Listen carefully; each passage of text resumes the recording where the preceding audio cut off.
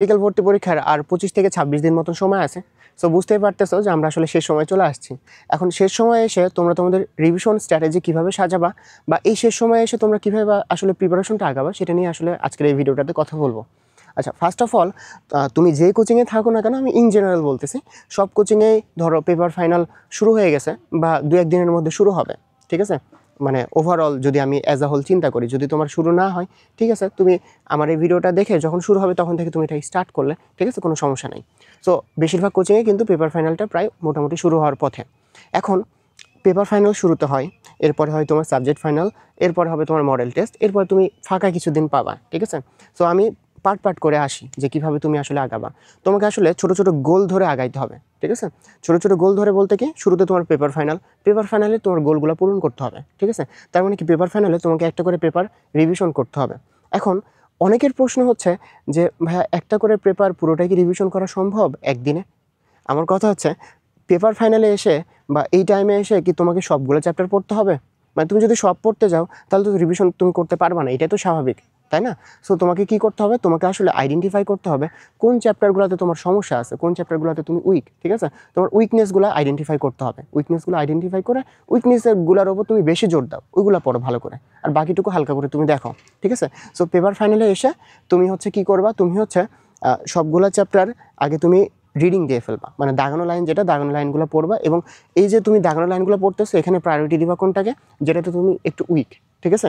So বা যেটাতে তোমার হচ্ছে মনে হচ্ছে যে এই চ্যাপ্টারে আমার সেরকম কনফিডেন্স নাই, আসলে আমি হয়তো প্রশ্নগুলো পারবো না, ঠিক আছে? সো ওই চ্যাপ্টারগুলো তুমি আগে পড়বা, পড়ে দাগানো লাইন পড়ে তুমি শেষ করবা। এখন তুমি সব পুরাটা রিডিং দিতে গেলে পারবে না, সো তোমাকে দাগানো লাইন জাস্ট পড়তে হবে। এরপরে যেটা করবা, এটা তুমি প্রথম ধাপে শেষ করলা, ঠিক আছে? প্রথম ধাপে ধরো তোমার 10টা চ্যাপ্টার, তুমি 10 ঘন্টা টাইম লাগালে এটা পড়তে, ঠিক আছে? এরপরে তুমি হচ্ছে অনুশীলনীতে চলে যাবা, ঠিক আছে?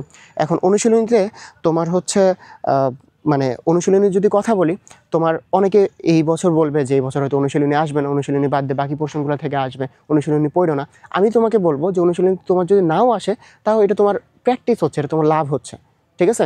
সো আসুক বা না আসুক, কেউ তার ফিউচার জানে না যে এই বছর আসবে কি আসবে না। সো যে যেটাই বলুক না কেন, তুমি অনুশীলনীগুলো দেখো, ঠিক আছে? সো মনে করো তুমি 10টা চ্যাপ্টার প্রথম 10 ঘন্টায় তুমি দাগানো লাইনগুলো পড়লা, ঠিক আছে? এরপরে যেটা করলা, এরপরে হচ্ছে তোমার যে অনুশীলনীগুলো সেটা তুমি 2 ঘন্টায় সলভ করলা। এরপরে তুমি আবার নেক্সট ফেজে চলে আসবা। নেক্সট ফেজে তোমার হচ্ছে প্র্যাকটিস ফেজ, ঠিক আছে? তুমি 2 ঘন্টা মতন প্র্যাকটিস করবা। তাহলে দেখো 14 ঘন্টা তোমাকে কিন্তু অ্যাটলিস্ট পড়তে হচ্ছে, ঠিক আছে? দিনের যদি তুমি হচ্ছে পেপার ফাইনাল পুরোটা কাভার করতে চাও, তারপরে তুমি 2 ঘন্টা প্র্যাকটিস করলা, দিয়ে এভাবে তোমার পেপার ফাইনাল যেটা সবগুলো তুমি গুছিয়ে নিয়ে আসলা, ঠিক আছে?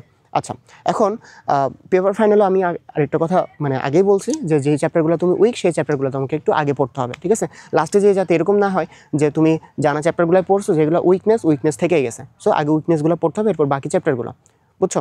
আচ্ছা, এরপরে হচ্ছে তোমার সাবজেক্ট ফাইনাল যখন আসবা, পেপার ফাইনালে যদি কারো এরকম হয়, এবং বেশিরভাগ ক্ষেত্রে হয় আসলে, যে সবগুলো চ্যাপ্টার তোমার ভালোভাবে পড়া হয় না, বা এমন অনেক চ্যাপ্টার থাকে যেগুলো তোমার টাচ করা হয় না, বা উইকনেস একটু হলেও থেকে যায়, ঠিক আছে? সো যেখানে তোমার পেপার ফাইনালে যে মানে চ্যাপ্টারগুলো তুমি পড়তে পারো নাই, ওই চ্যাপ্টারগুলো তুমি সাবজেক্ট ফাইনালে আগে পড়বা, ঠিক আছে? সাবজেক্ট ফাইনাল যখন যাবা, সাবজেক্ট ফাইনালে ওই চ্যাপ্টারগুলো আগে পড়বা, বা উইকনেসগুলো তুমি আগে পড়বা, কারণ সাবজেক্ট ফাইনালে আসলে 2টা পেপার, তুমি এখানেও সব পড়তে পারবা না। সো সেমভাবে তুমি পেপার ফাইনালে যে গ্যাপগুলো পড়ছে সেটা তুমি কাভার করবা সাবজেক্ট ফাইনালে গিয়ে, সাথে তুমি হালকা পাতলা রিভিশন করলে, দাগানো লাইন পড়লে, যে অনুশীলনীগুলো সমস্যা আছে অনুশীলনীগুলো তুমি সলভ করলা, মানে মেনলি তোমার যেগুলো প্রবলেম হইতেছে সেটা তুমি সবসময় নোট ডাউন করে রাখবে। সো প্রবলেমগুলো তুমি মেনলি সলভ করো, ঠিক আছে? আচ্ছা, পেপার ফাইনাল গেল, সাবজেক্ট ফাইনাল গেল, এরপর আসি মডেল টেস্ট, থার্ড ফেজ যেটা মডেল টেস্টের টাইমে তুমি আবার সব মানে হালকা হালকা করে রিভিশন দিবা, ঠিক আছে? মডেল টেস্ট ধরো তোমার 5 থেকে 6 দিন চলবে। সো মডেল টেস্টে তুমি আরেকবার রিভিশন দিলে ঠিক একইভাবে তোমার যে উইকনেস থাকে, উইকনেসগুলো আগে, এরপরে বাকি চ্যাপ্টারগুলো সেগুলো তুমি পরে পড়বা। অ্যান্ড পুরাটা রিডিং দেওয়া যাবে না, দাগানো লাইনগুলো পড়তে হবে, সাথে অনুশীলনীর যে প্রবলেমগুলো আছে সেগুলো সলভ করতে হবে, সাথে বেশি বেশি করে প্র্যাকটিস করতে হবে। এরপরে দেখো লাস্টে তোমার মডেল টেস্টের পরেও সব কোচিংয়ে কিছু দিন গ্যাপ দেয়, মানে কিছুই থাকে না আর কি, এরকম কিছু মানে এরকম কয়েকটা দিন থাকে, 4 থেকে 5 দিন থাকে, ঠিক আছে? যেরকম আমাদের যদি RTDS-এর কথা বলি, আমাদের সব প্রোগ্রাম মোটামুটি 6-7 তারিখ এই দিকের মধ্যে শেষ হবে। এরপর তোমাকে পার্সোনাল টাইম দেওয়া হবে যাতে তুমি তোমার পার্সোনালি তুমি তোমার প্রিপারেশনটা নিতে পারো, ঠিক আছে? সো এই টাইমে তুমি কী করবা, তোমার যে অফলাইন মডেল টেস্ট বুকটা আছে, তোমার যে কোচিংয়ে থাকুক না কেন তোমার কাছে থাকে একটা অফলাইন মডেল টেস্ট বুক। সো ওইখান থেকে তুমি হচ্ছে নিজের মতন করে প্র্যাকটিস করবে, রিভিশন করতে থাকবে, নিজের মতন প্র্যাকটিস করবে, রিভিশন করতে থাকবে, ঠিক আছে? অ্যান্ড রিভিশনের ক্ষেত্রে সেম স্ট্র্যাটেজি, যে তোমার সব পড়া যাবে না, যেটা উইকনেস সেটা আগে পড়তে হবে, বাকি জিনিসগুলো হালকা করে দেখতে হবে, ঠিক আছে?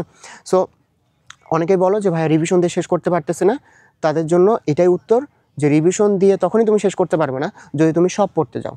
সো সব পড়তে যাও না, তোমার যেগুলো উইকনেস আছে সেটাতে তুমি ফার্স্ট প্রায়োরিটি দাও, এরপর বাকিগুলো হালকা করে দেখে যাও, ঠিক আছে। অ্যান্ড কয়েকটা ধাপে তুমি রিভিশন করতে পারতেছো, দেখো পেপার ফাইনালে, সাবজেক্ট ফাইনালে, মডেল টেস্টে, এরপর তুমি আবার নিজের জন্য সময় পাইতেছো।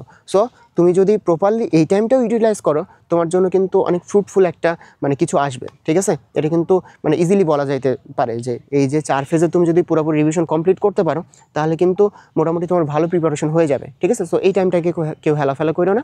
দেন অনেকের প্রশ্ন যে ভাই মানবিক মূল্যবোধ বা তোমার হচ্ছে দক্ষতা যে 4-5 মার্ক নতুন অ্যাড হয়েছে, সো এটার জন্য কী করবো, এটার জন্য সবাই আসলে টেনশন করতেছে অনেক বেশি। এখন কথা হচ্ছে তোমার যারা সেকেন্ড টাইমার বা ফার্স্ট টাইমার, কেউ কি বলো 1 বছর আগে থেকে পড়তেছে বা 6 মাস আগে থেকে পড়তেছে, 3 মাস আগে থেকে পড়তেছে, না, সবাই তোমার সাথে শুরু করছে। তুমি যখন থেকে শুরু করছো তখন থেকেই শুরু করছে, কেউ আসলে আগে থেকে শুরু করে নাই। সো সবার কন্ডিশনই সেম। বেশিরভাগই প্রশ্ন আসবে, আমরা হোপ করতেছি যে মানে তোমার কমন সেন্স টাইপ প্রশ্ন আসবে, ঠিক আছে। যদি কঠিন প্রশ্ন আসে সবার জন্য আসবে, এটা নিয়ে তোমার প্যানিক খাওয়ার দরকার নেই। যেটা সবার জন্যই সেম সেটা নিয়ে কোনো সমস্যা নেই, ঠিক আছে। তোমার যেটা আলাদাভাবে সমস্যা আছে সেটাতে তুমি বেশি প্রায়োরিটি দাও। অ্যান্ড জিকে ইংলিশ কীভাবে রিভিশন দিবা, জিকে ইংলিশের ক্ষেত্রে তুমি সব পড়তে পারবে না, অবশ্যই তোমাকে যে কোশ্চেন ব্যাংকটা এই টাইমে এসে ভালোভাবে সলভ করো।